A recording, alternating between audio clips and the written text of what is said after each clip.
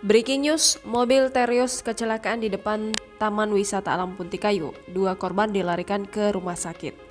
Sebuah mobil Daihatsu Terios hitam bernomor polisi BG1862PO mengalami kecelakaan di Jalan Kolonel Haji Purlian, kilometer 6,5, tepatnya di depan Taman Wisata Alam Puntikayu Palembang pada Kamis 3 Maret 2022.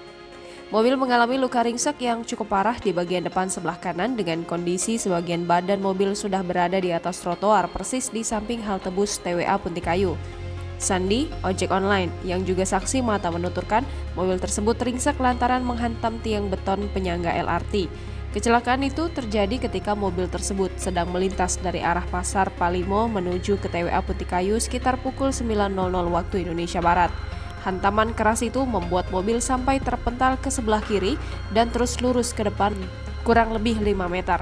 Laju mobil baru terhenti ketika sebagian badannya menaiki trotoar di seberang tiang LRT yang sebelumnya dia tabrak.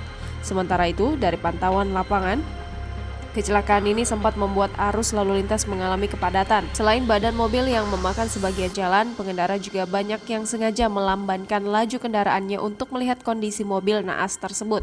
Hingga berita ini diturunkan, petugas kepolisian dibantu petugas mobil derek masih melakukan evakuasi terhadap mobil yang mengalami kecelakaan itu.